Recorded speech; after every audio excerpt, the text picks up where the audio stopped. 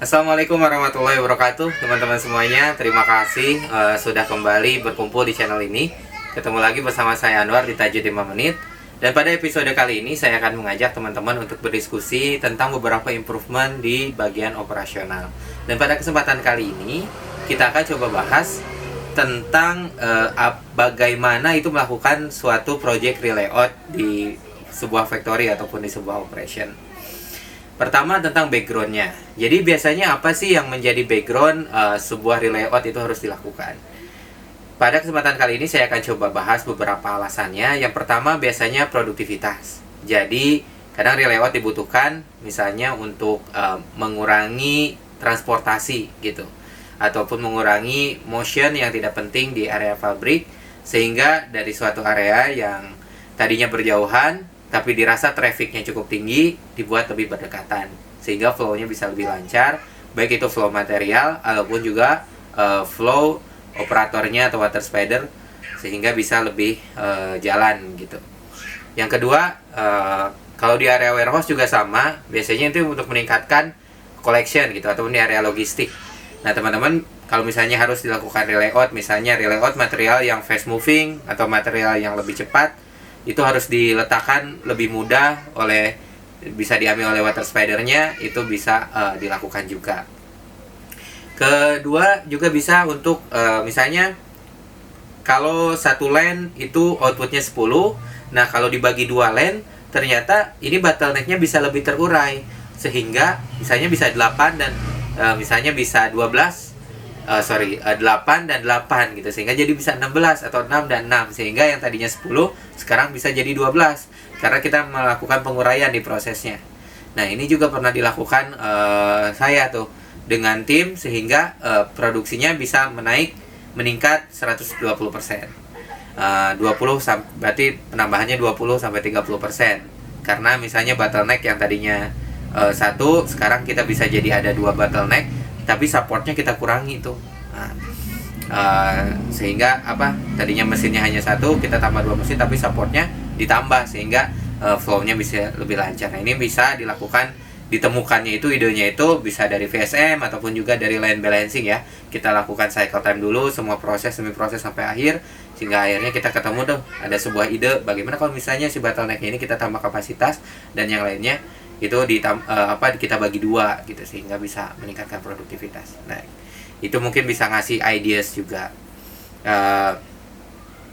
Kalau misalnya belum jelas, kalau saya coba boleh jelaskan lebih rinci begini. Kalau misalnya di manufaktur sepatu itu kan awalnya kita proses pancing, stitching, baru nanti assembling. Nah tadinya itu flow-nya 10 tuh dengan satu lane gitu ya, mungkin dengan 8 mesin cutting, lalu ada 12 mesin stitching gitu, dan satu lane assembling. Agak susah sih ya kalau misalnya tidak diperlihatkan dengan data, tapi kalau misalnya teman-teman menemukan kasus seperti ini, mungkin ini bisa jadi insight kalau misalnya bottlenecknya ditambah dan dirasa itu perlu dilakukan relayout.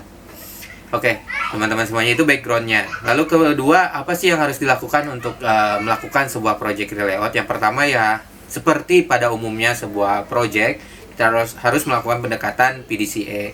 Ataupun kalau misalnya teman-teman sudah mengambil sertifikasi atau ilmu tentang project management, pastinya diawali dengan menerapkan backgroundnya dan sebagainya, budget dan sebagainya.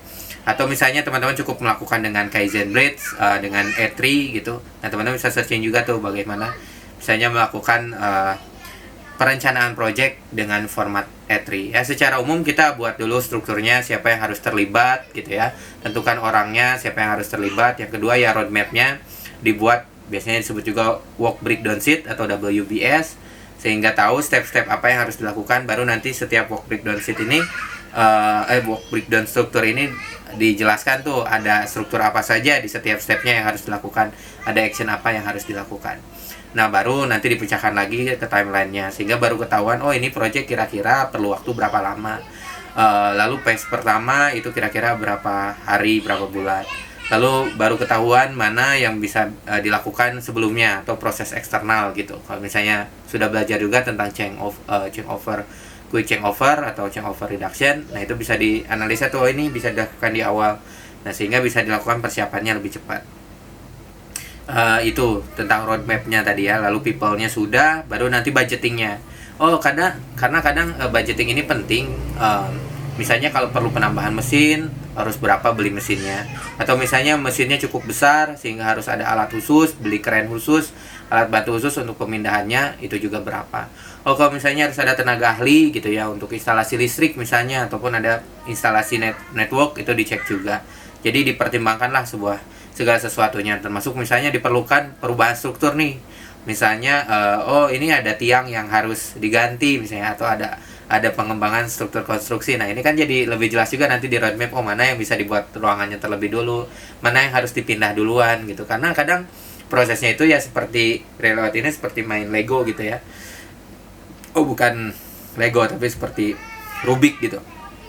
Kalau dipindah yang mana dulu. Nah, itu semua perencanaan harus sematang mungkin. Baru nanti dieksekusi, setiap pihak terlibat, misalnya IT dilibatkan kalau memang termasuk pemindahan networking, network maksudnya network jaringan, network internet gitu ya. Lalu instalasi listrik misalnya dengan bagian facility, atau misalnya kalau perlu ada alur angin, kalau misalnya ada mesin pneumatik itu seperti apa, atau misalnya ada jalur air, misalnya air minum ataupun yang lainnya, tempat sampah nanti, sehingga sirkulasi dengan pihak terkait itu juga harus dipertimbangkan. Nah, itu tantangan-tantangan biasanya ya. Pertama, kita harus khususnya kalau misalnya melakukan relayout ini di gedung yang sudah jalan gitu. Kalau misalnya kita memang mau relayout ke gedung baru, misalnya memindahkan dari pabrik lama ke factory baru, itu mungkin tidak terlalu rumit ya, karena memang semua orang harus udah disepakati dari awal. Tapi kalau misalnya ini project masih berjalan gitu ya, makanya sebisa mungkin pemindahan ini dilakukan di low season gitu ya, bukan di peak season, bukan ketika orderan lagi tinggi-tingginya, karena resikonya itu lebih tinggi daripada kita melakukannya di low season. Itu sih tantangannya biasanya terkait schedule, karena schedule tidak bisa mundur, customer kita harus tepat waktu untuk delivery produk kita, sehingga proses produksi harus benar-benar jangan sampai mengganggu sistem produksi. Kalau bisa ya dilakukan misalnya di shift malam gitu ya, atau dilakukan di weekend sehingga tidak mengganggu proses produksi normal. Kedua ya, keterlibatan setiap orang ya, kita harus pinter-pinter follow up, misalnya ini pembangunannya harus tepat waktu, lalu kita harus tetap melakukan analisa ya, kalau di proses mungkin semacam FMEA atau proses kontrol, dan juga control plan kalau misalnya ini telat, ada solusi apa yang harus dilakukan, meskipun ya akhirnya harus ada improvisasi gitu ketika eksekusinya, tapi ya sebisa mungkin kita coba lakukan dari awal. Ketiga ya, peran manajemen gitu ya, ini penting juga, karena semakin banyak orang eksekutif yang terlibat, biasanya pergerakannya bisa semakin cepat. Beda kalau misalnya kita ternyata ini cross function nih, kita harus mengajak departemen lain yang beda bisnis unit misalnya. Tapi kalau misalnya manajer kita atau director bahkan aware dengan project kita, itu bisa lebih berjalan dengan aman. Terakhir, tips-tips untuk memudahkan ya, kalau misalnya teman-teman punya project relayout, yang pertama ya harus dilakukan saving yang sebaik mungkin. Monitoringnya juga nanti setelah relayout seperti apa, supaya supaya kita tetap efisien ya. Pastikan project-project yang kita lakukan, khususnya project improvement seperti ini itu bukan hanya nice to have gitu, tapi ini memang should we have gitu, harus kita punya, harus kita miliki, sehingga benefitnya bisa benar-benar dirasakan, baik untuk perusahaan, memberikan value yang benar-benar baik gitu, juga kepada karyawan. Ketika change manajemennya itu harus lebih baik gitu. Jangan sampai misalnya malah menyulitkan karyawan, ataupun juga malah menyulitkan departemen tertentu gitu. Kadang yang missing itu, kadang pernah pengalaman missing itu, ternyata kita hitung space di tempat yang baru itu tidak sesuai ini dengan tempat lama, kita kurangi ini dengan berani, akhirnya ini mengganggu flow, dan ini malah memunculkan isu-isu yang baru gitu.